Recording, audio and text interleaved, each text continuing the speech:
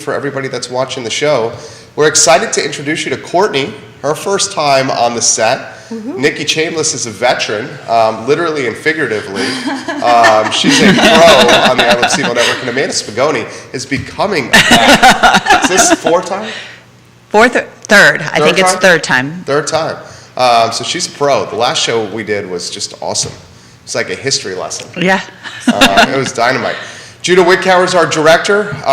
He is the man behind the camera. Emily Coulter, hello, welcome to the program. We think you're going to like today's program. Join us with questions and comments, Emily.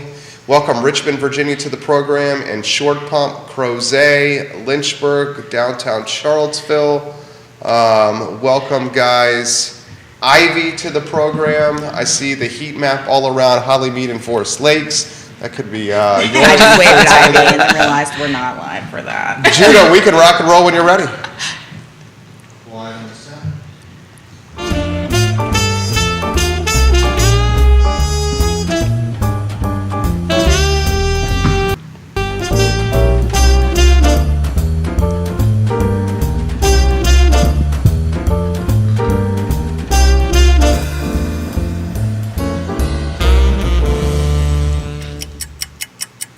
Guys, good Monday morning. I'm Jerry Miller, and welcome to Real Talk here on the I Love CVille Network. Thank you kindly for joining us. We are live in Charlottesville, across Albemarle County, the Commonwealth, the country, and the world on the I Love CVille Network. We're presented by Keller Williams Alliance on Mondays, and you're going to meet three fantastic Keller Williams Alliance team members, and even more importantly, three fantastic moms. Judah Wickower is our director.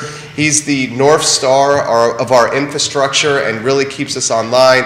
You can join us, guys, with comments and questions or give the ladies props by leaving your thoughts in the comments section of any social platform, and I will relay them live on air. Judah, why don't we go to the studio camera and the foreshot, and let's welcome friends of the program, Nikki Chambliss and Amanda Spagoni, and a new friend, and Courtney Dickinson, to the show.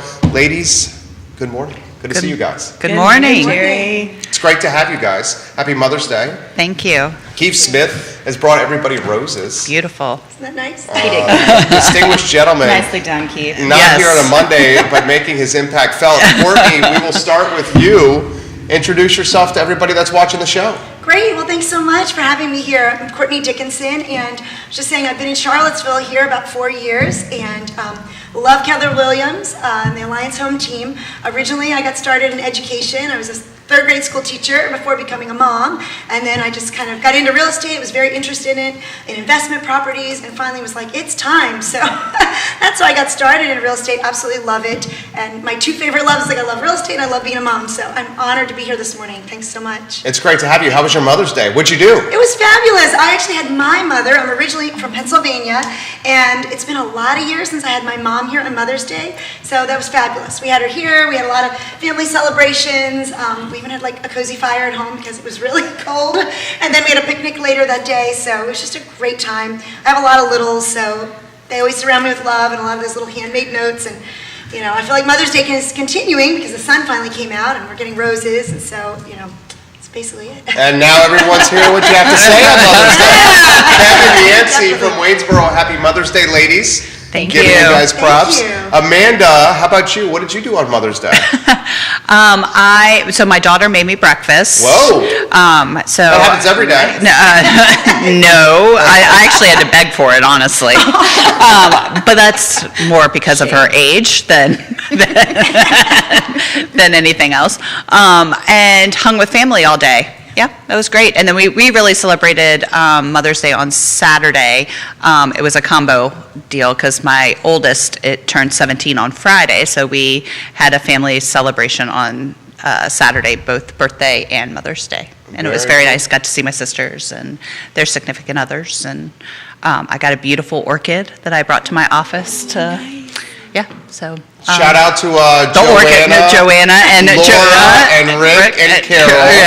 Yeah. Love the Spagonis, if you can't tell. Nikki Chambliss, A+ person. How about your Mother's Day? Oh, I had a magnificent Mother's Day. And so we actually celebrated on Saturday, and I had my three, and we went to see the new Doctor Strange movie. Oh. That was fun. So, yeah. Yeah, did the whole Alamo, lunch and a movie. Yeah. Food I love at the that. seat, milkshakes. Food and drinks and, Very and nice. movies and, yeah. It's really Awesome. super Great. Great. Seats that go back. Well, so I was on a row that didn't recline, Oh. but it's the front row, the second section. You got to pick and choose which amenities you want. And Right. I go for that not having people around me thing. We love the Alamo here at the I Love Seville Network. Well, ladies, where do we want to begin here? We're hoping that inventory loosens a little bit. We're hoping that 2022 is back to the seasonal trend of real estate of expectations and a little bit more consistency and a little bit more predictability. Is that what we're seeing? Amanda, you want to lead the way? I think, it's yes. I mean, to a degree, we're starting to see, with the interest rates rising, we're starting to see a little bit of homes are staying on the market a little bit longer, maybe not getting as many offers, but if it's location, if the location's great and the house is in great shape, we're still seeing multiple offers. You're having to do all the things to try to win the house. But yeah, I think a little bit of the seasonal, we're starting to see a little bit of the seasonal back to normal. But it's still hard to tell because we're so in it. To see, it's easier to reflect than it is to project. What do you think, Nikki Chambliss? Well, so I think if we're looking at projecting, I think looking backwards is maybe not the right view because we're not going to go back to anything we've had before exactly. It will maybe start to feel more like that, but we're going into a whole new time, something that none of us have seen. Most people who've been in real estate haven't seen this, right? Because it's a new version of something, right? There's always a thing every so many years. This is our thing, and it's our time for this. And we'll get through it, and it'll be fine. And real estate is real estate. It will survive. People will still buy and sell houses. You know what I mean? And it's just a matter of having somebody that you go to that it can help guide you through what the thing is right now, right? Right. It's not the easiest time ever. And it's still going to be a thing, and you'll be fine, and you'll get that house, and you'll be happy, or you'll sell your house, and you'll be happy. Like, I'm all about the whole happiness thing.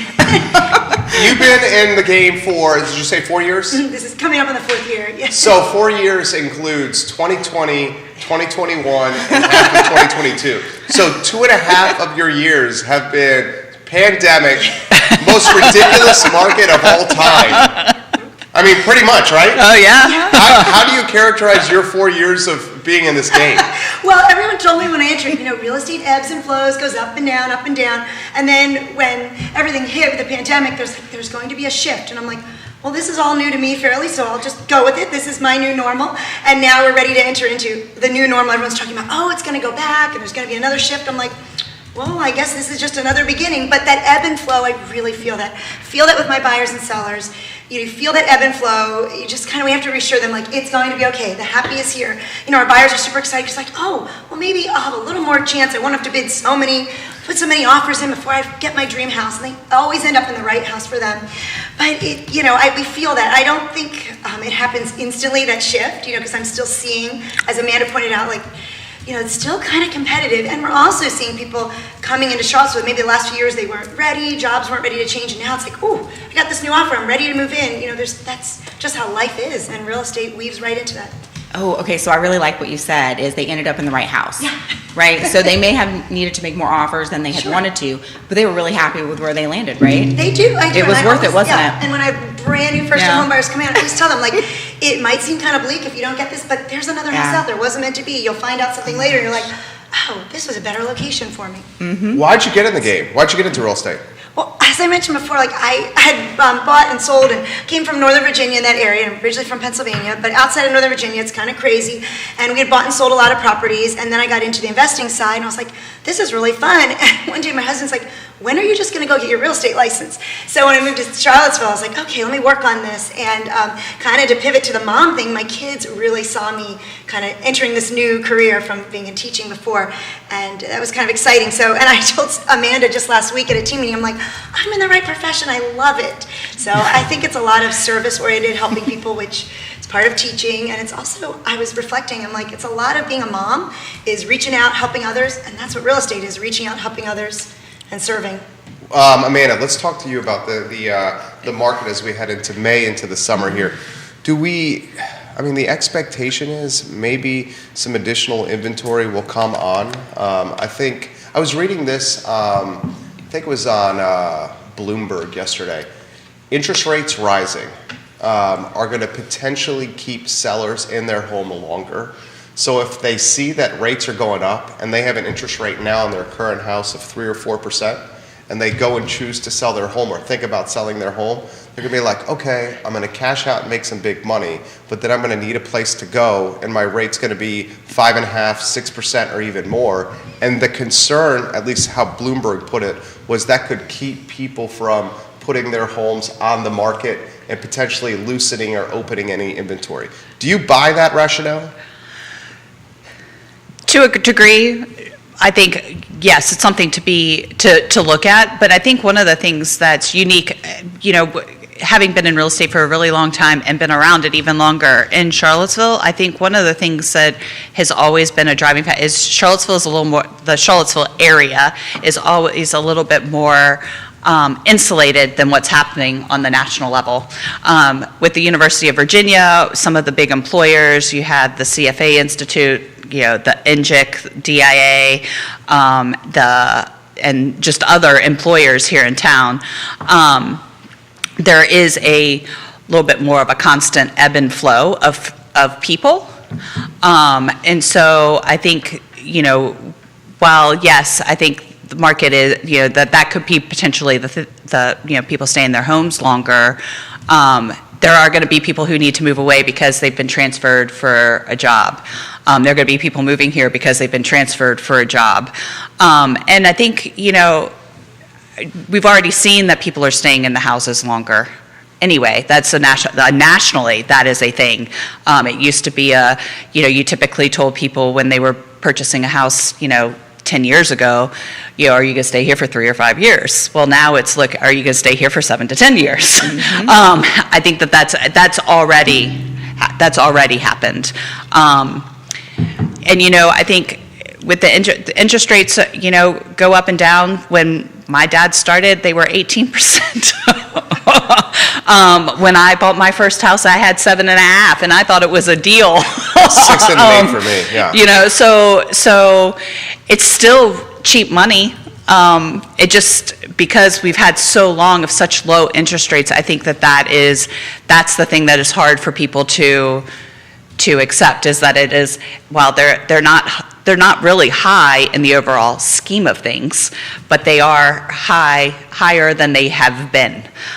So yes, I think people will stay longer, but I still think Charlottesville people will be coming and going, and that we might see a little bit of it. I just don't think that things are going to be that there will be an influx of inventory, but not a huge amount, because I still think there's going to be buyer demand, and there's going to still be sellers who need to sell. Yeah, well, I love how Amanda started with saying, to a degree, right? She agrees with that to a degree, and she's 100% right. Truly, it really depends. Like, each individual situation needs to be evaluated based on that person's needs. Right.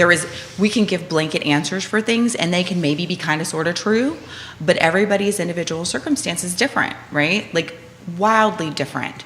While there are a lot of similarities and there are common threads and there's overlap, I have yet to work with 2 situations that are even close to exactly the same. So it really is important that you sit down and you break down your needs and your wants and what you're trying to accomplish in that 7 to 10 year range. And if you're looking at more of a 3 to 5, it's a whole different conversation. Right. So just being able to say, okay, yes, interest rates are rising. How does it impact my sale of the home? Well, maybe it does and maybe it doesn't. Why are you moving? What is it you want next? Right? What is what you're looking for something that may come up in the inventory, or is it looking like there might be a slim chance and maybe this isn't a good move? There are just so many things. What are your clients saying, Courtney? Well, I think similar, some of these things they're saying they're ready to buy, ready to sell. I really think, as Amanda pointed out, that people are always going to have to move.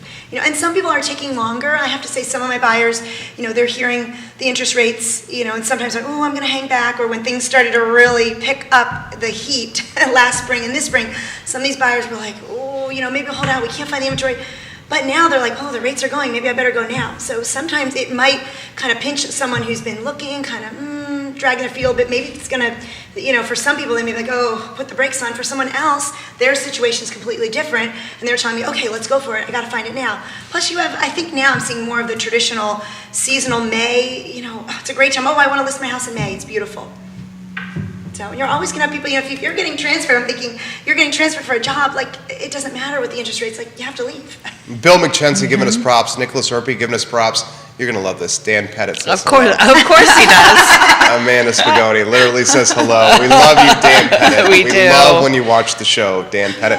So what's the month going to look like? What do you think this month's going to look like? What do you think this summer's going to look like? Oh, gosh.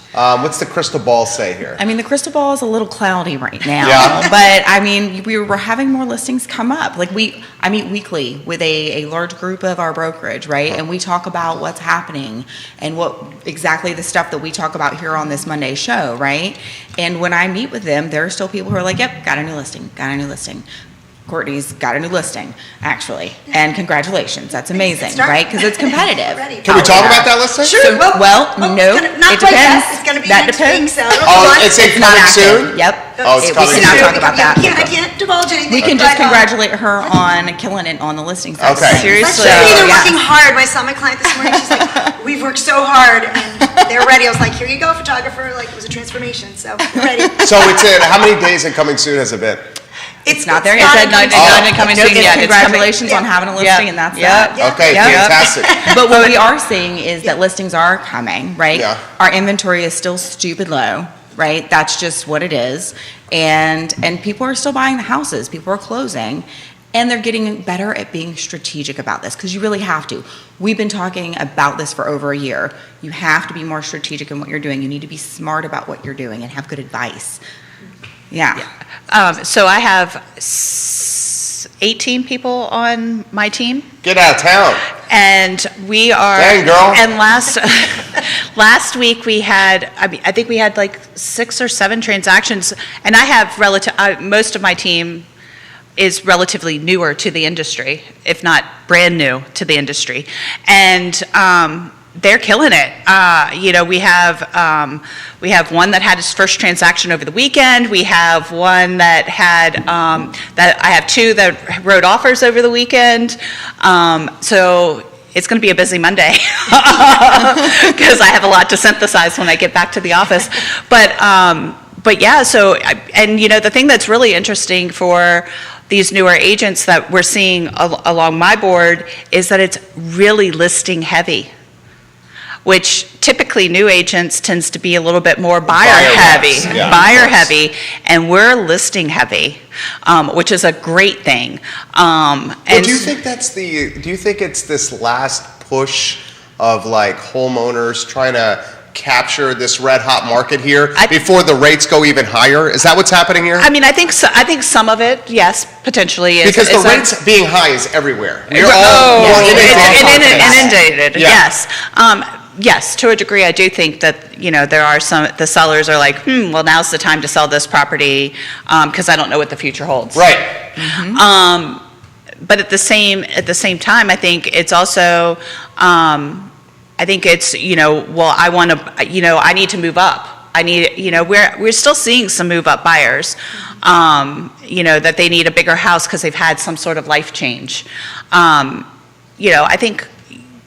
I think that the market is, we are going back to a little bit of the normalcy of like why people are moving. But yes, I do think there are a significant amount of sellers out there that are like, well, let me capture what I can now, while prices are higher too, and the projections are that the increases aren't going to be as much. We've seen astronomical increases Double in price. digit. Yeah.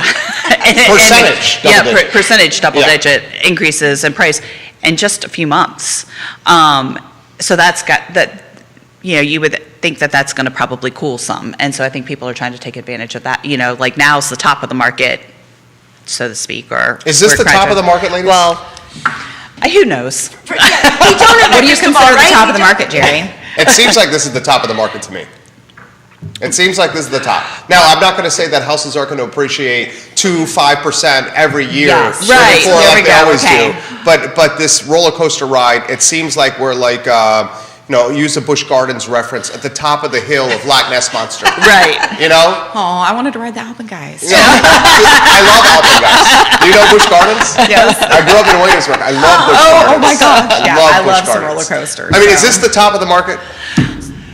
I think that we are definitely at that point where we keep talking about it's going to calm a little bit. I think this interest rate move is going to help it calm, right? That's the prediction, right, that it should, but we never know. Like you said, we don't have that crystal ball. It could go up a little bit more before it kind of settles. And I don't know that it. You were is it- hesitant. Once you said top of the market, you were like, I think, again, Charlottesville is such a desirable place to live. I mean, we top all these lists. Yeah. People want to come here. And I just don't see that's not going to change, or that hasn't changed in the 24 years that I've been a real estate agent. Oh, that's true. And so I think that, so saying the top of the market, yeah, we may have a little bit increase in inventory, but I don't think it's going to go down. I don't think there's like a cliff that we're about to go off of or anything like that. I just think that it's going to probably be more of like, we're going to be at the top of the hill and going straight, or maybe at a slight incline rather than going down. I don't foresee it going down. so how about this one? This is from Keith. Keith is watching the show. We love when Keith asks questions, and a lot of questions are coming in for you guys. So I'm going to try to get to these as quickly as possible. How does the panel feel about the uptick of the ARM loan product, adjustable rate mortgage loan product available, and their possible impact on the market? Good, bad, ugly? Please get an honest take from the panel. Courtney, you immediately cringed when you heard about Like, the are we going adjustable back to, rate. like, 10 know. years? Yeah, I know. That makes everyone worried. You're all professionals here. ARMS. Your take on adjustable rate mortgages. Yeah, when you say, I'm like, we kind of cringe, we're thinking, it's going to be scary. I think there's just much more regulation now, so we probably don't have to worry as like we're thinking like, The Big Short, and we're thinking, oh my gosh, these adjustable rate mortgages, and we're going to see all these foreclosures. I really think that's less likely. I think they've really tampered down and really kind of had more regulation and control on these kind of loans, so I do think we're going to, you might see it, but I don't think it's going to be as cringeworthy as it was in the past. What do you think, Nikki? So I think it's a tool that can be used, and if you use it well, then it will work well, right? I don't think it's going to be something people are going to be flocking to just yet. I don't think there's a big enough gap right now. And those few people who that's going to be the best tool for them to use is probably a really small group. And they are out there, right?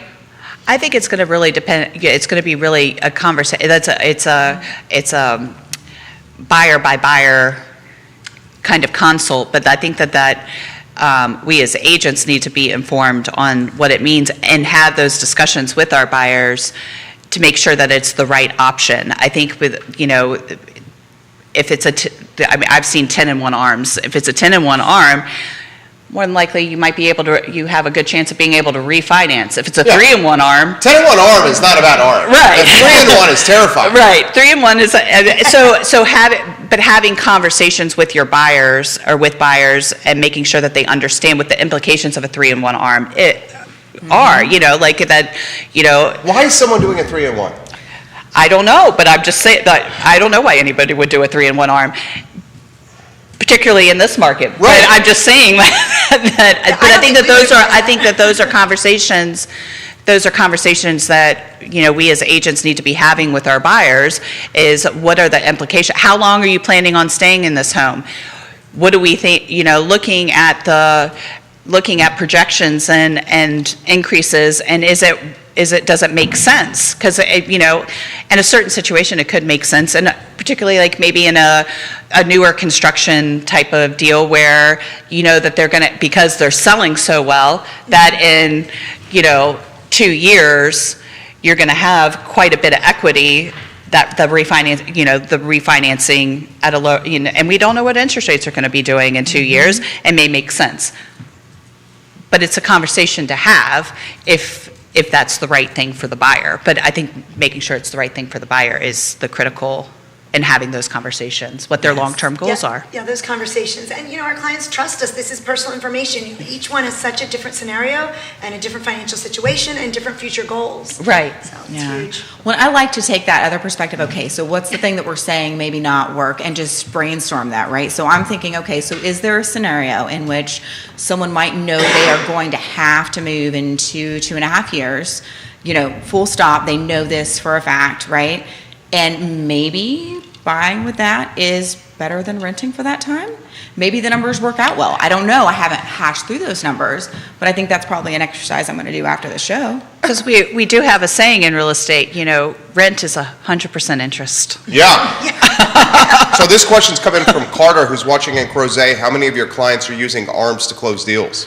I have yet to have one recently. I haven't had one this year. Yeah, I haven't had one. I've had some look at it, but I haven't had anybody really they think about it for a second and then they're like, no, I would rather a fixed rate. And I think, from a budgetary standpoint, Yeah. like people. How about just a stress level? Right.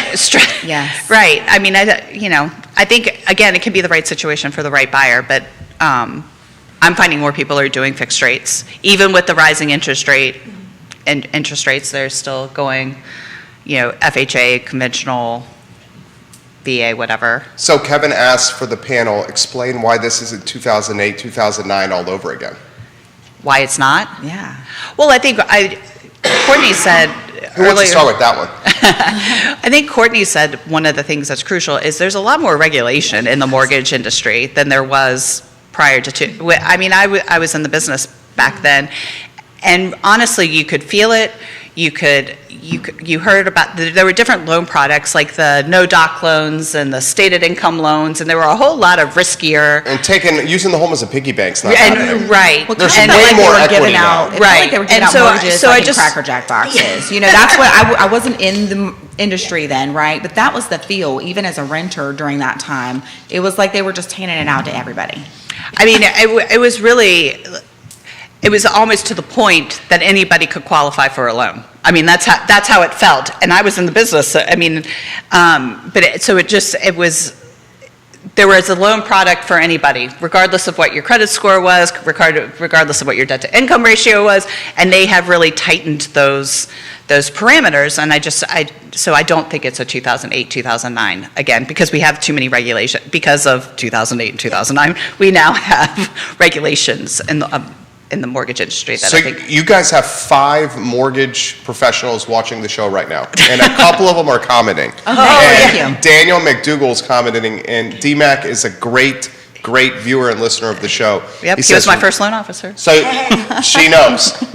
Mostly 5-1s and 7-1s right now, ladies. Okay. ARMs Thank you, are Dan. currently 9% of the market as we speak at this day right now.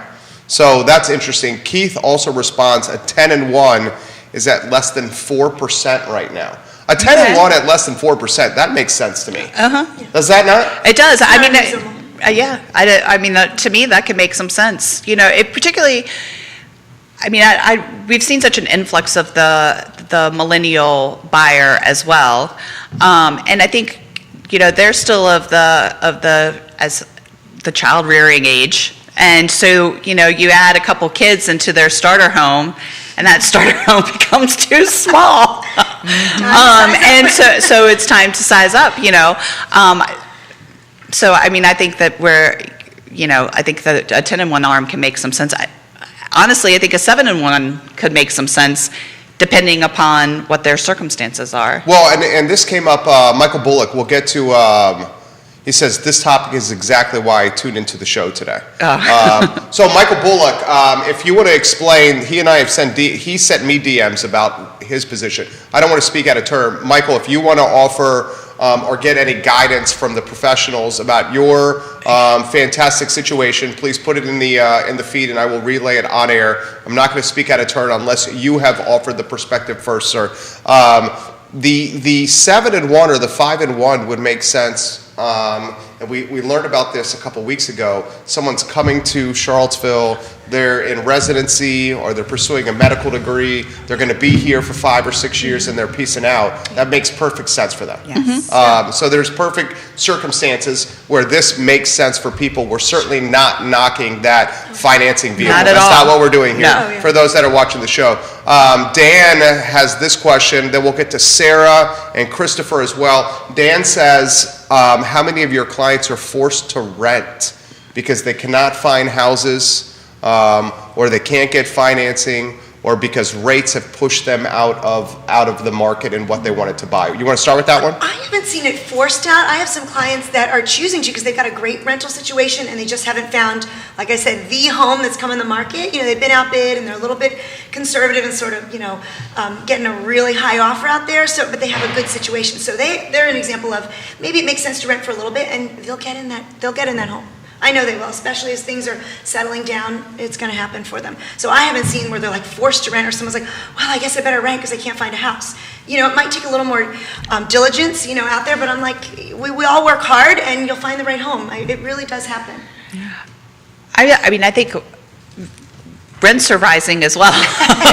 The villas, we talk about this all the time, 3-bedroom, 2-bath, and a den at the villas. I know. $2,000 a month. I know, which is crazy. $2,000 a month rent. Which is a really good mortgage payment. I think, again, it goes to the individual, but I do think, that there has to be some flexibility with your rental situation, because it's, you never know when the perfect house is going to come on the market, because there is, like you've said, while we typically see like a increase in the spring, and then it kind of dips in the summer, over the summer months, and then it kind of picks back up after Labor Day and all the historical cycle. We haven't really, last year it was straight across the board. There was no ebbing and flowing. There was no season. There was no season. It was just one season. There was just one season, and so Ready, set, go season. Which timed Exactly. well with you getting in the market. I know, like this is kind of fun. Yeah.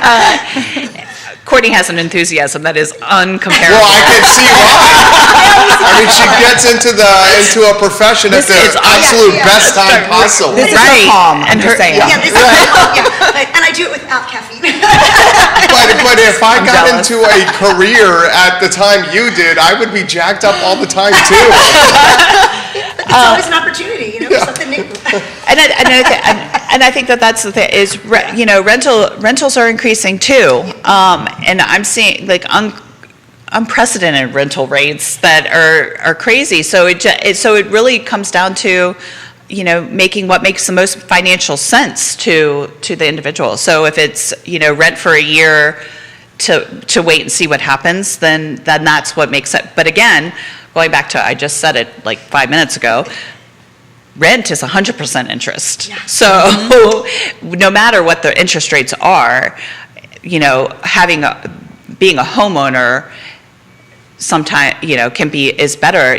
There's the tax benefits. There are all the benefits of being a homeowner versus being a renter and paying somebody else's mortgage. And before I forget, Dan Pettit, you're going to love this. Amanda's going to love this. Anybody else tied to the villas at some time is going to love this. The model home is under contract. $212,000 asking price, under contract, the model home at the villas.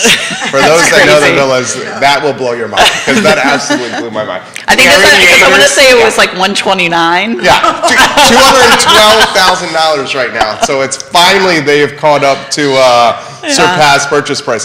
All right, so Michael, we're going to get in.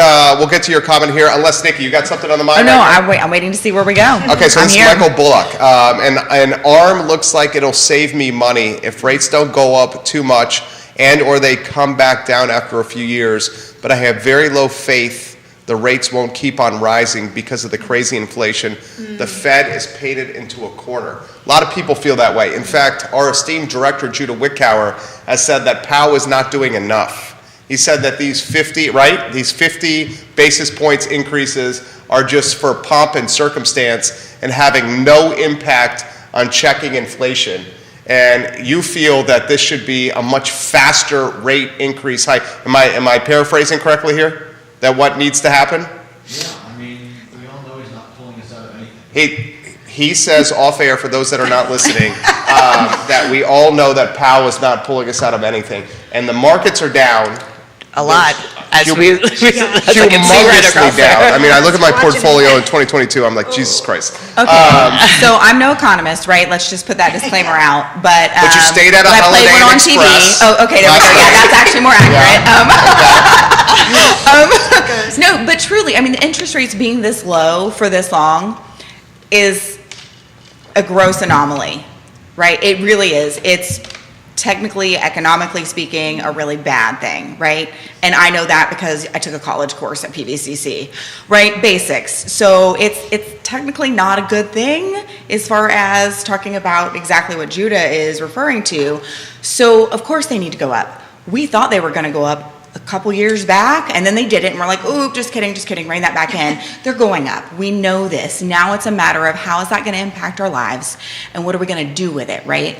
Gosh, I wish I could remember what you just said, but you said something about overcoming obstacles, right? This is a thing that from your day-to-day budget, and if you're out trying to buy a home, might seem like a negative thing. What are you going to do with it, right? For me personally, I'm probably going to need to save a little more before I buy another home.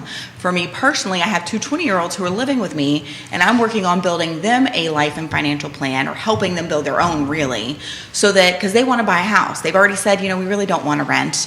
Will you help us buy the house? And Was so that we're a having. cosign? So it means Are you whatever gonna that needs to co-sign? look like that. Not yet. So Okay. because we're not there, this is a probably 3 to 5 year future Okay. is what I'm thinking. And if it a happens slippery sooner, slope. we're going to be prepared. Oh no, I would totally do it though. You would cosign? With my kids, absolutely. After we have a plan, after they have a good foundation underneath them, and that means working together for them to realize a really good, smart path to take. And they're hard workers, and they're out there wanting to do it, but it's really hard being a 20-year-old right now, right? Even with two combined, making enough money to actually pay for even rent in this area, like that's not really a thing. They would both have to go get second jobs, and maybe then they could rent in Charlottesville. You know what I mean? That's terrifying. So- That's unfortunate. But what that It's means really is unfortunate. they have basically a studio in my basement, and we work and we make that work really well. And we set up a plan where they're saving, and they already are. So now they're saving, and they're building up what they need to have as a foundation, and they're building up their jobs so that they get their raises, because they already both have, right? They have really good rapport there. They're building up a work history. They're doing all of these things. They're going to help lead them to get what they want. But if they don't do those things, then they can't have that future they want, right? And that's what anybody's going to direct to their current buyers who are struggling with this market is, what's your plan? What are you doing? What do we need to do? Great take. Very well said. Moms on the panel, toughest question I'm going to ask you guys right here. Dad on the panel over here. Would you guys co-sign? For kids? Gosh, my kids are too little. I hope I don't have to. Wait, how old's your oldest? But He just turned 17 on Friday. Okay, so you got some time as I got well. I got some time. But I think, We're almost at that point Yeah, for well, starter home, for right. first-time home buyers. right, I mean, I bought my first home when I was 23. I got my first one at Amazing. 24. So I was 23. But when I got and- my and home- and my parents co-signed for me. Okay, when I got my home at 24, everyone was getting a loan. Right. So it was way easier. Yes. Right. And there was a lot more inventory. Right. So it's a very different climate now. So would you, is that where we're at now, that first-time home buyers are going to need mom and dad to co-sign? I mean, probably, Or to bring cash to the table, frankly? I think that, yes. We're seeing that. I mean, Yeah. we are, I think we're already seeing that. That, particularly in this market where, the USDA and some of the 100% loans and even the Virginia housing programs and those great first-time homebuyer programs, are getting beat out by conventional and cash loans. The closing cost assistance right now is not something you're seeing very much of, because the sellers right now are holding the cards, so to speak. So I do think that you're going to have, people are going to need to rely on, perhaps parents and that type of thing. But to answer your question, I don't know. My 17-year-old's pretty driven. That I don't know that he's going to need me, just because of his work ethic, his smarts, his kind of long-term plan. He's my long-term plan. All right, there we go. I love it. We take good care of I mean, them. actually, Sounds like we need to bring him on the show. he's Laura's and Joanna's, and he's my Carol and Rick's. parents. Let's bring him on the show. He's everybody's long-term plan. I'll take another long-term plan. But he's pretty driven, so I don't know that that he's necessarily the one that I would have to worry about. My middle one, perhaps, Well, that just came on the feed. who's always said that he just wants to live with me. He may be my But plan. that's also sweet, though. Yeah. Yeah. So multiple parents have put this on the comment section. Co-signing depends on the child. It does. Absolutely. I Well, and it appreciate- depends on how you set it up too, Right, Because right. that varies greatly. For me, I'm not doing that without setting some really clear expectations, and that's important for whatever you do with whoever. Right. Yeah. So they're basically absolutely. saying, these parents are basically saying, not all the children are made equally. Well, you know, it's To an. parent children differently. I mean, Personalities are different. They're their own people. I mean, I think that, and all of us can attest to this. I mean, I have three, and they're all from the same gene pool, and they are all completely different Yes. people. They have, two of them, they may look alike, but they don't. I mean, they're just completely different people. My two boys, who are 15 months apart, you wouldn't even know they're brothers. I mean, they don't look like one another. We're talking Irish twins almost there. Yeah. But they're completely unique personalities, and they have completely different views on money, on real estate, just since they grew up around it. But they have completely different viewpoints, and so I do. It depends on the child. Anything you guys want to? Okay, so I do want to add to this conversation. It's kind of related. So I feel like, because I know we're both Gen X, right? I don't know where you land, and you don't have to speak up if you don't want to. But I feel like, we're on the lower end of Gen X, right? So I'm thinking a lot of people that are in that Gen X have parents who are getting a little older, who have kids who are getting a little older, and finding that life is not the same life that it was in 1998 when I graduated high school, right? It is harder, right? Or college. Period. I think it is harder. The deck is stacked a little more against those entering the workforce right now, those entering the adult life, right? So I think there But is don't you also a think- lot more room Didn't for. every generation say that? Nope. You don't think I every don't think generation so. said that? I think when I graduated high school it was a lot easier, period. And I think if somebody is not thinking that it was, I don't know. I don't know what you're looking at. Well, are you strictly associating that with cost of housing?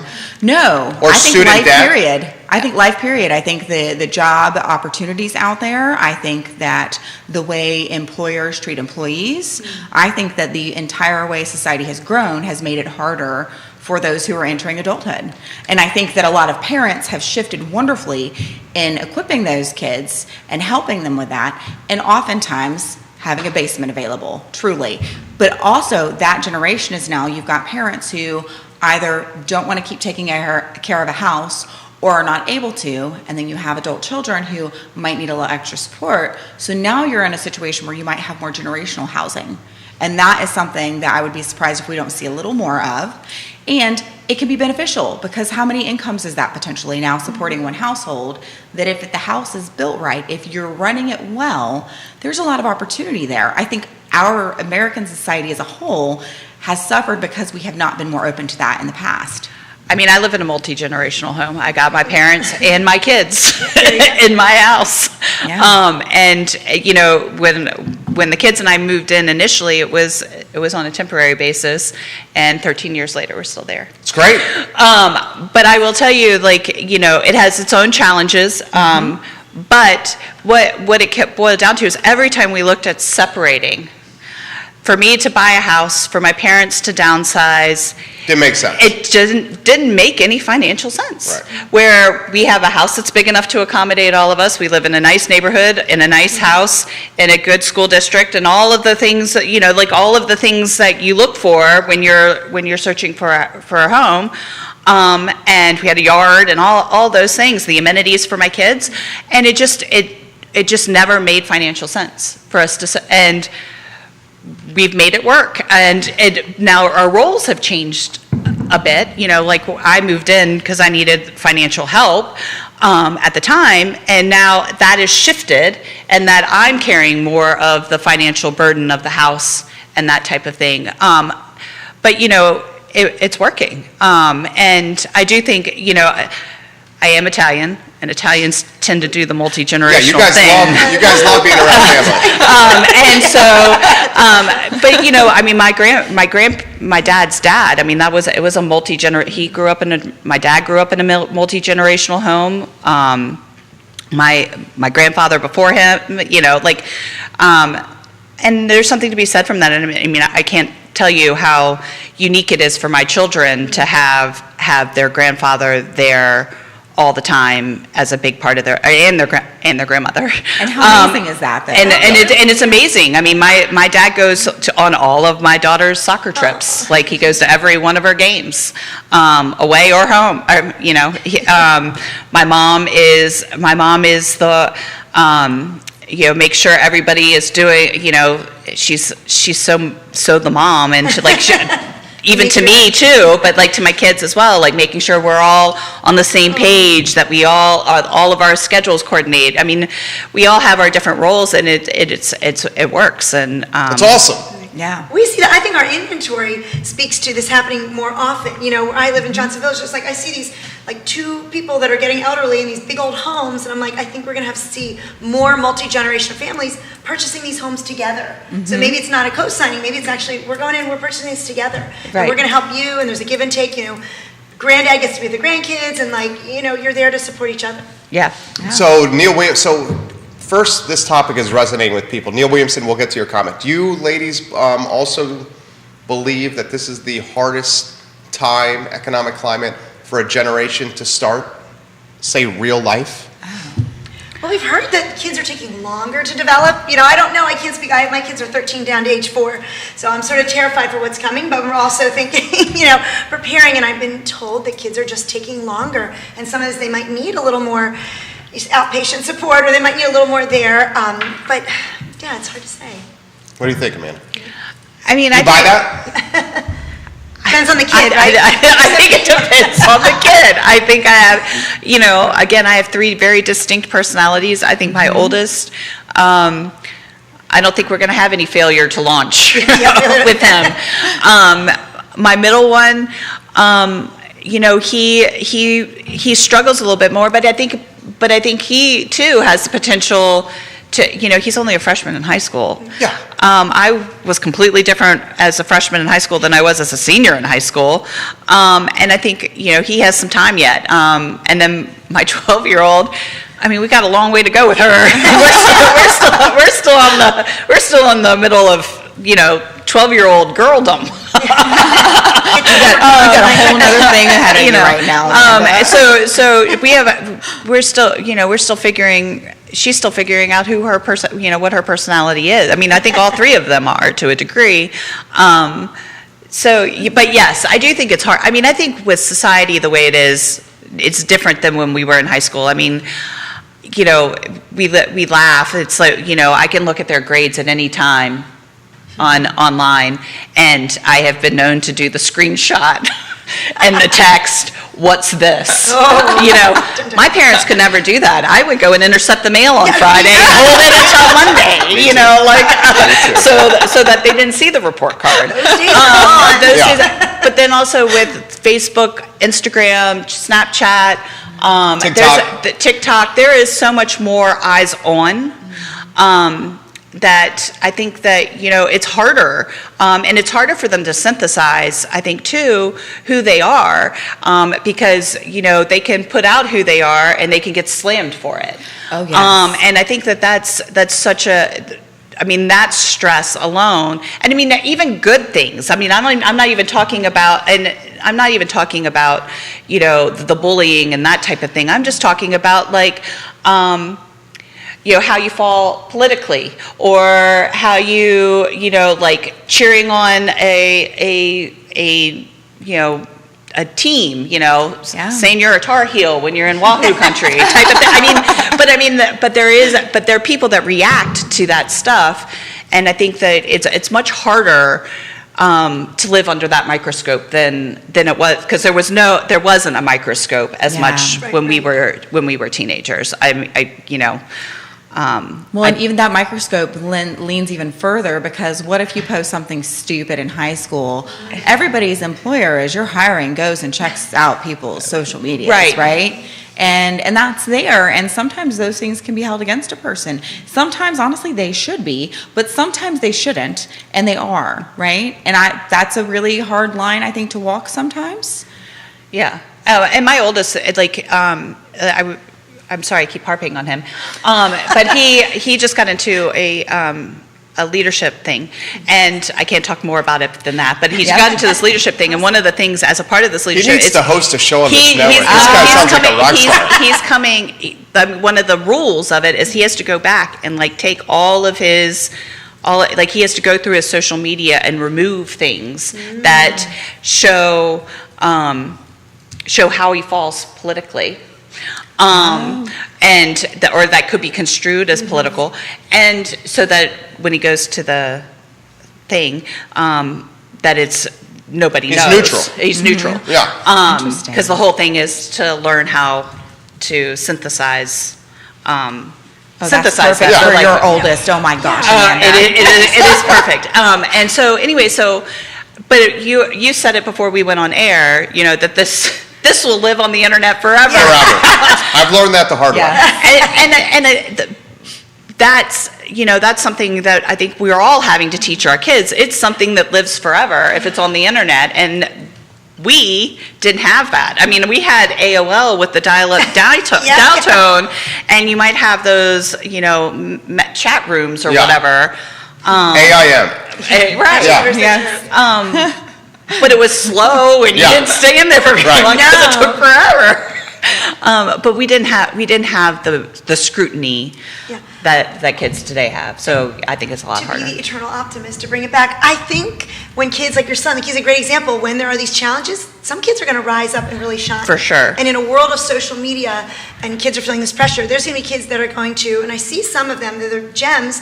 Like I've had them as babysitters for my little kids. I'm like, they can look me in the eye, they can have a conversation, they're working jobs, they're doing well. Mm-hmm. There are some kids that are really going to shine and learn how to navigate the adult world in a way that maybe some of their peers might not. So it's an opportunity for someone to really, like you said, like Oh, you're it sure they're totally working is. hard, they're learning to Yes. budget. Like Yeah. some of these challenges, just like I think of like our grandfathers in World War II, some of these challenges made them stronger and made them these great people that they are today. So, I 100% sure. agree with that. And I think part of this, just like how we're shifting conversations with our buyers, when we're talking about our children, I would say let's work on how we word these things, because it's not a matter of society being harder and our kids suck at it. It's not that at all. Our kids are amazing, just like our parents think their kids were amazing. Hint, hint. They're amazing. It's not that, life is harder and our kids are not doing well with it. It's that life is harder. Kids are stepping up to Yeah. it. And yet there are still obstacles that are harder for them to overcome. There are metrics in life that are harder for them to achieve than what we had before. And that's life. It's ever changing. This is not a new thing. It will happen again and again, and it has for forever, right? Yeah. So, and just like with our buyers, it all comes full circle. It's a different market. It might be a little harder, but I'm not telling anybody out there who wants to own a home that they should give up or roll over, go cry on their pillow. Don't do those things, or do those things and then get up and go after it, right? Because sometimes you do need to go cry on a pillow. So we have a ton of comments coming in here. Neil Williamson, president of the Free Enterprise Forum. We love you, Neil Williamson. Can't wait to see you on Wednesday for your function, your meet and greet. He says this, two comments for you guys. What price point is the first-time home buyer price point now? Courtney, we'll start with you on that one. He also adds this comment as well about social media. Well, first, what he says about social media, societal changes, social media have made life harder, but unemployment numbers allow new entrants more opportunity than in the late 1980s. Ask any employer how hard it is to hire a great worker now. There are jobs out there. So he's talking about the opportunity of this generation coming to market where there's more jobs out there as opposed to previous generations. So why don't we talk starter home or first-time home buyer and what is that price point? I mean, I've seen it change just like the first few years in the business. Everyone's like, wow, the 350 to 450, this is like the sweet spot. And I'd get calls and people, oh, this is around where I have a great mortgage broker and should approve them for this amount. And now it does feel, I'm seeing it's more like, well, we need to allow 50,000 more just so we have some room to negotiate. So one of the strategies is to start a little lower than you were thinking, just so you have room to kind of bid up. So we're still seeing that. Are we always gonna have to use that? No, probably not. That's what we're finding. That's what I'm finding with my new first-time home buyers. So what are we talking like? I mean, can you find a home under 3 in Central Virginia? I mean, Buckingham County you can. If you have to drive a little, Yeah. you might have to drive, there's some homes out in Greene County and Nelson County and Fluvanna that Below are still 3. below 3. Okay. There are. Is that the first-time home buyer market? It is, who knows what the first time home buyer, I mean, the villas, we've talked about the villas some. There's not even units on the villas well, on the market now. Right. It's freaking crazy. It's crazy. You couldn't give those away. I know. I was on the sales team. Yeah. She helped sell me my first place. That's a true story. That's great. But I think there is not a first-time home buyer product that you're really seeing. There's not a community where you can go and it's a first-time home buyer product in Charlottesville, Albemarle proper, as you would characterize it. So lower, under 3.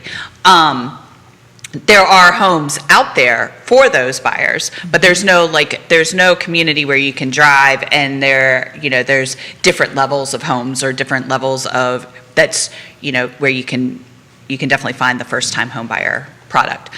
So yeah, you have to drive, unfortunately. Is first-time home buyer Waynesboro, Augusta County? It could I be. mean- That is Can helpful. be, It does for Stanley. some, yeah. It does. But there's not one answer to that, because really, first-time home buyer, it could be that their price point needs to be a little higher right now, depending on where they want to go. Right. So if you're looking for Charlottesville, outer Charlottesville ring that's Albemarle County, then you're just looking at, as a first-time home buyer, higher price point, having a little more down payment ready. Take that time and get your credit score to be immaculate. It really does not take that much work and effort to improve your credit score, and it makes a big difference for all sorts of things, especially your mortgage rate. Also, it helps your insurance, I'm just saying. Devil's advocate with you. Yeah, go for it. Someone, first-time home buyer with immaculate credit, will they not still lose the battle to a lower credit competitor that has a deeper cash position? So probably, most likely, and they're not going to overlap with someone on every home they go after, because they're going to be strategic about this. They're going to be fast. They're going to be strategic about how they put in their offer, because they know what they're competing with and they want a house. If they're not able to do those things for whatever reason, then that's a whole different conversation, right? What do you guys think, ladies? Good take. Yeah, I think agree. the strategic is key, and Yeah. you just look for, well, how can I win? Let's look at it, what does the seller need?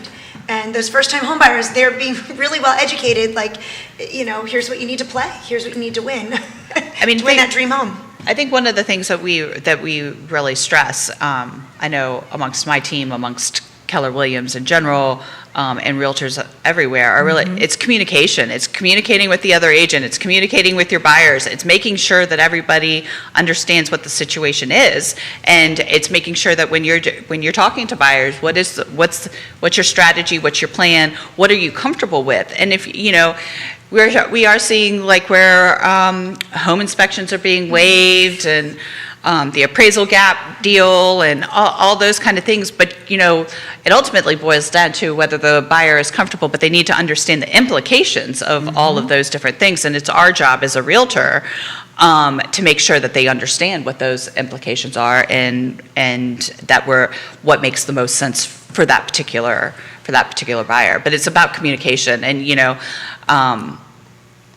contacting the other agent. What is important to the seller? And it may not be cash necessarily. It may be that they need to stay a little bit longer because they need to buy a house. It may be that now it may be that it's more about who knows. It could be about a million different things.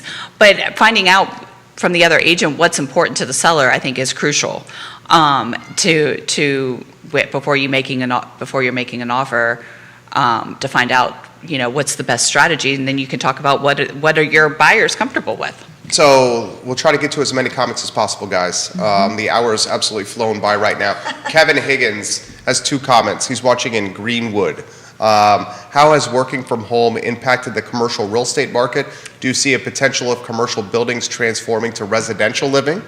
The second comment he has, I think the silver lining of multi-generational homes is that families will become stronger, and the concept of what neighborhoods really mean comes back in a big way. Kids need families, and kids need other kids. I think that's going to get us through this pandemic and more. You guys want to start on these 2 topics? Okay, so I think that, please correct me if I'm incorrect, but none of us at this table have really worked a lot in commercial. And what I have seen from the brokerage level view is that the commercial deals are still happening. From my experience from when we've talked about this in the past in the show, like in the very recent past, the commercial industry is still there. It's still happening. It's still I got a wait list on this moving. building. Right, Yeah, yes, literally right? a wait list for tenants. So, And wow. they're literally, 1 or 2 come in every week, and I say, look, we're completely full. I will keep your name on a wait list. And then I explain to them the wait list is this many people deep, and they say, please add my name to your name, Oh, wow. to your wait list. Even after, Yeah. wow. Absolutely. And I will say, even as from our business perspective, as a brokerage during COVID, we actually tried to downsize a little bit because of just this, everyone working from home, and we very quickly realized that was not a thing. Working from home, And- I hate to say this, I don't want to piss anybody off. Working from home sucks. And I that don't know if you varies. guys have this here. I want some separation of church and state. Has anyone ever tried to do a Zoom call with your kid in the background screaming? That's not easy to do. And a little separation, and I love my wife dearly, but a little bit of separation there from the day Yes. where you come and see each other afterwards. Sometimes that's good for things. Yeah. Yeah, I could not agree I more. totally agree. I would be on a Zoom call, and I'd have the note on the door. My Yeah. daughter would come in anyway Right. and stand behind and mouth to me. Actually, I've been in Zooms with you where that's happened a few times. I Or like totally the dogs know. barking, or Yeah, you yeah, get a it's just- surprise visitor at the door. It's more Yeah. stress. Okay, Yeah. so Courtney, you have how many children? 5. And they are 13 and lower. Down to What's the 4. youngest? 4. Oh my! Oh, down to Could 4. you work from home? Okay, so that's my question: is how did Zoom life working from home work for you? Zoom, we were doing, so my husband has worked from home for a long time, and he's got a nice little office way on the top level. We live in town, we live in Johnson Village, and so we bought the house knowing this is where your office is gonna be. I have to be super flexible. I drive all over Charlottesville all day, driving to schools you can imagine, and there were some rough times when we were all doing schooling at home, right? Remember, everyone was doing Yeah. schooling. Yes. I'm on Zooms, you're trying to talk to a client. I have already had to this is my friend, lock the bathroom door to talk to a client, or, hit that Zoom pause, or so you're not on the video. So we had to be flexible, but it was rough. For us, working from home, like my husband and I, that's fine, but when you add school in the mix and children that really needed. Did you have the bandwidth, internet-wise, to accommodate all that? Sometimes it was rough because I think we had just switched to Ting, so it was. See, a we little have better. Ting here. Yeah, so it was a little better, but there were times when you would get this muddled thing, because The buffering. We'd have 3-4 Zooms going on at a time or whatever. That was rough, and finding enough space for everyone. So it was rough. And most online schooling require that you have your video going, right? Yeah. There are Remember, rare our kids exceptions to are that. younger, so I had to sort of be there with them. I couldn't always just plop them on a Zoom and be like, okay, mom's upstairs on hers. I'd sort of be nearby, and then I'd be on my call or whatever there. So yes, it was quite a unique challenge. And back to the commercial real estate, offices, because I do predict that we will see that in some areas, like my husband's office in DC, this huge firm, nobody goes in. And I can't imagine how much they're paying for that it will change. Some of these offices, I think, there's like I said, when there's a challenge, there's an opportunity. So I think there's an opportunity for new But do you- tenants, but we haven't seen it here so much. We needed that space. It was rough, even, coming in the office, it was Yes. I can't find a quiet area, because in our office, we have a lot of talkers, realtors, we have a lot. No. And so we all need space, like at home where the kids need space, mom. Who's leading that talking charge? Yeah, so. There's yeah. a lot of us. So we need That's space. why we have another floor that's quieter. That's right. So my question about that office in DC, though, do you think there's going to be someone ready to swipe it up, though? because that's where that makes a difference. Yes, some people are shifting, but others are growing to the point where they really need more space. And DC is an area where you only have so much space that's available. Oh, yeah, and when you have density, and especially in Charlottesville, we have the 10 miles. I mean, like you said, you have a wait list. If there's Yeah. a density area, you're gonna have someone that's gonna need to buy that. Yeah. So a good example of this is Seminole Square Shopping Center. The owners of Seminole Square Shopping Center are looking to convert the shopping center to residential. And that puts in perspective maybe the shift of shopping centers, especially, I don't want to call it an afterthought shopping center, but not like the top tier shopping centers looking for new identities or a way to drive revenue.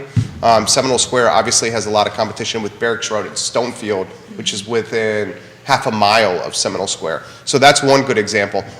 Sarah has this comment: what is the advice the panel would give to a family like ours who is looking to buy homes and has lost out on 5 different offers and now has its lease up for renewal with 45 days left? Ooh, 45 days. Ooh, it goes back to that strategy we're talking about. I would say renew the lease. I hate to say that. Well- And I'm not trying to be, I'm empathetic to their plight. Well, You might need I to think do one of first. the things that's important as a former property manager,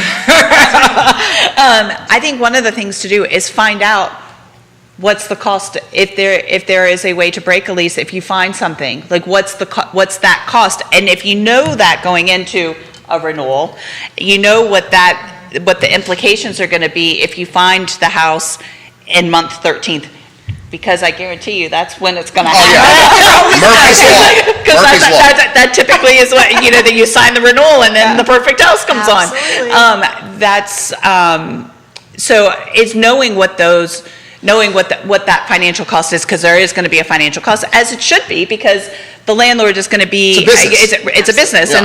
and the landlord is going to be looking at, well, I'm going to have to carry this apartment for a Yes. certain amount of time to find another renter. And particularly if you're going beyond August, when you're looking in the fall, things sit on the rental market is Well, not as hot here. But that's in the past, right? So Right. we're in a new market. So first off, let's walk that further back. Yes, ask about what that lease break situation is, or just look at your current lease. It should be in there. It should be, right? yes. I mean, So 45 but- days, hold she's on. probably past the renewal term already. Well, but hold I mean, on. it Let's walk auto it back. renewals there. Let's walk it back. If it hasn't auto-renewed. It definitely does. What about, but if it hasn't yet, right, 45 days, why not ask what your options are before that? Can you do a 3-month lease? Can you do a 6-month Right. lease?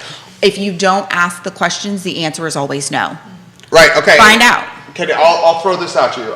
Throw this out to the listeners. With our leases, the boiler, which is a boilerplate stock lease that most people use, the renewal period is 90 days prior to expiration. And you have to acknowledge to the landlord whether you're going to stay or not. And if you don't do it at the 90-day Then it marker, auto-renews. it auto-renews. So if they're at the 45-day clip, I would bet they're already in auto-renew period. And I'm not trying to be a Debbie Downer here. Most likely. Do you not agree with that? No, I agree. Yeah. I agree. And the big thing is, and I think that's an important thing just to speak on in general, is that people need to read their leases. Yeah, we were talking about this. Did you hear that? He thinks that 90%, what was your percentage, that 90% of the people do not read the leases or the contracts they sign? Oh, no, truly. Oh, Like, it I is would highly freaking recommend terrifying. that. Well, and I think a lot of it has to do with, going back to the internet stuff, is because you get sent it on DocuSign, DocuSign.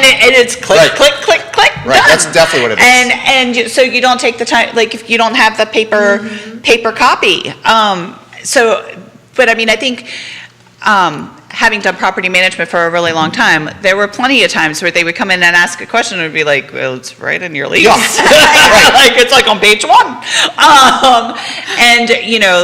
So I would say, that is, read what your lease says. Your lease probably explains all the different things, because landlords are thinking about that too. Yes. Landlords are aware of what the market is. I agree with Nikki to step back and, at 45 days, you're probably in auto renewal, but ask, what are your options? Are there options for me? Can I do a 3-month lease? Can I do a month to month? You might pay more for the month to month, but weigh that decision. Like, you can, if you know what the amount is, then is it worth it to me to pay $200 more a month for 3 months so that I can buy a house Right. as a long-term investment. Have you ever seen the local landlord have more leverage than they do right now?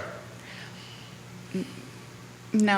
I don't know. I mean, Some of yeah, them do because some they've of been in it- the game for so long and they own Right. so many I mean, I properties think- that they've always had it. Well, because of the economic climate, yeah, they have there's more no than- rentals, there's no housing inventory, and there's people sprinting to the area to live. Right. I mean, I think The yeah. rents are increasing faster than appreciation in in homes.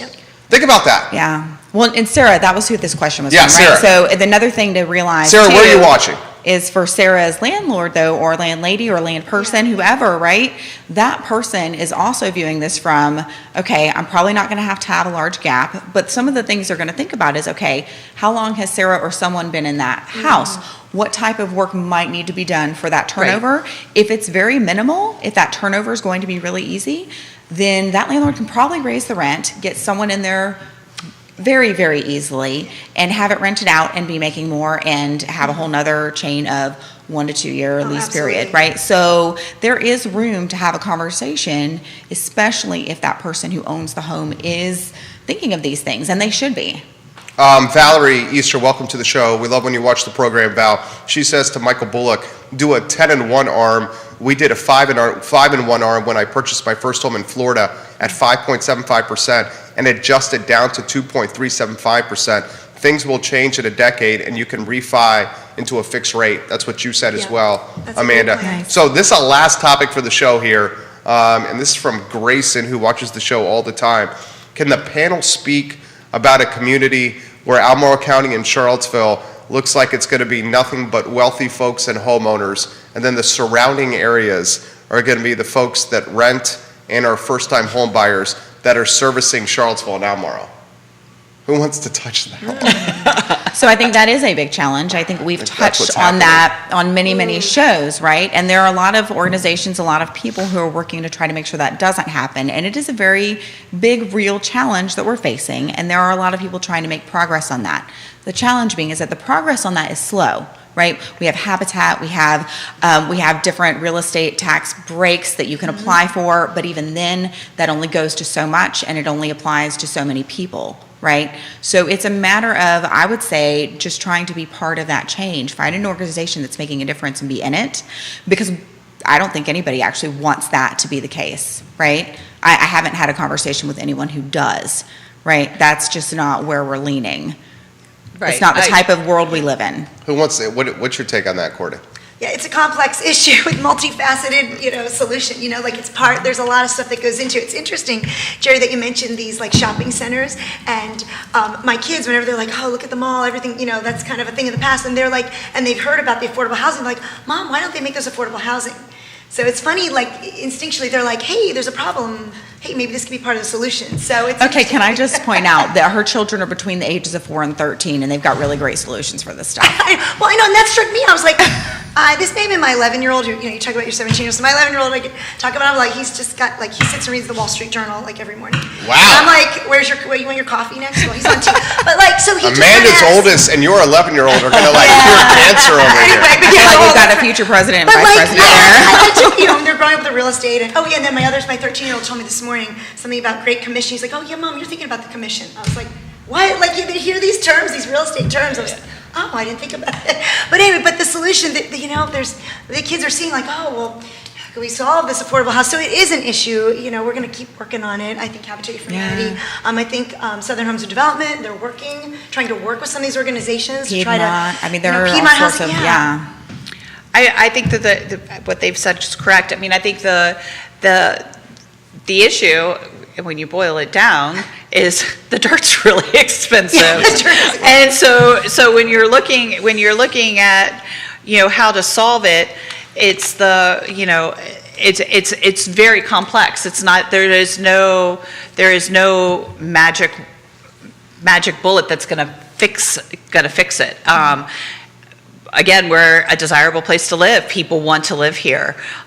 So there's going to always be people coming to the area. And, unfortunately, the economics is supply and demand. And if there's demand for the dirt, it's going to drive the prices up. And I think, then you throw in the obstacles of overcoming, like with the Places 29 and all the different, new development models and, trying to contain the growth and that type of thing, I think,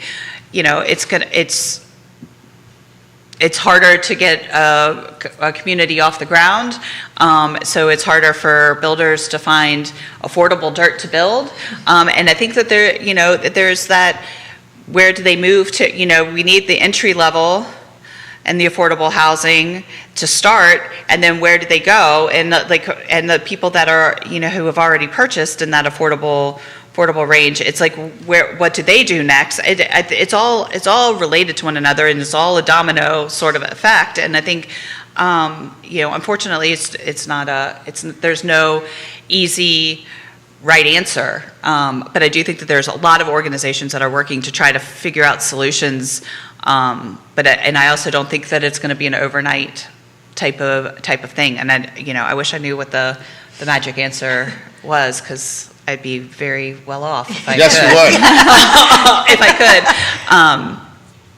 But yeah, there's so many things that play into that.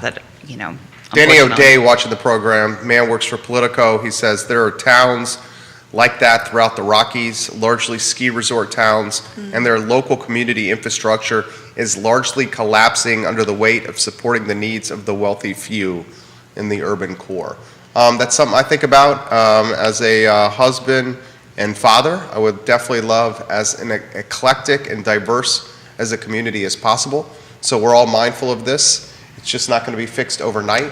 How about some closing thoughts for the viewers and listeners? Nikki Chambliss, Courtney, and Amanda. Nikki, why don't you go first? Okay, so I think final thoughts on this. I'm going to land with where we were just talking, and that is that I think it's a matter of we as a community have to decide that we want something different, right? And I think there are enough of us in this community that do, and we have to be willing to put our actions and our intentions and our money where our mouths are.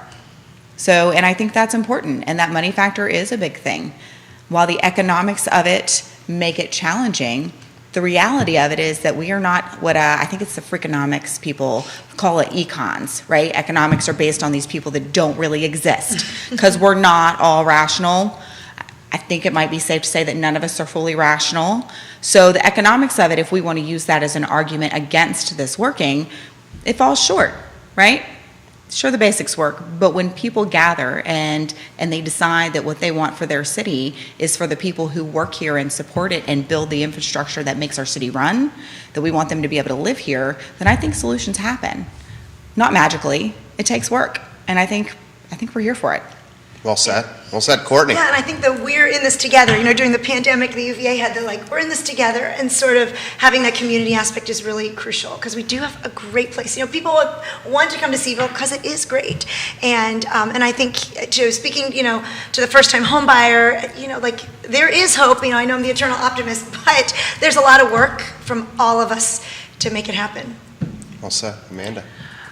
Yeah, I think history proves that there's hope in the market. Going back to my dad started, it was 18% interest rates, and he left a salaried teaching position and went into real estate and made twice his salary the first 6 months because homes were selling. They were there was 18% interest rates, and the average home sale price was $55,000. So there is hope out there. I don't think it's all doom and gloom. Charlottesville's a great place to live. I totally agree with Nikki that it's about getting involved and looking for solutions. I just don't think that, unfortunately, I don't think it's an overnight fix, but I do think that there are things that we can do to make it better. Oh, can I add one thing? Sure, please. There's a thing, and I don't actually know where it's from, but I heard it from Quentin and Pam. And that is that we overestimate what we can do in a year, and we underestimate what we can do in 5. So be careful that these things seeming so big and insurmountable, that we're not trying to do so much in this 1 year that we forget that we can do so very much in 5. Because that's a life-changing difference for so many people when we keep that in perspective. Perfect way to close. That is an awesome way to close. That was awesome. Very well done. We thank Judah Wickhauer as the director of the program. This is Real Talk on a Monday, presented by Keller Williams Alliance. For Nikki, Courtney, and Amanda. I'm Jerry. The I Love Seville show is up in 53 minutes, guys. Have a good morning. Take care. 1 second. You'll tell us when the mics are off here.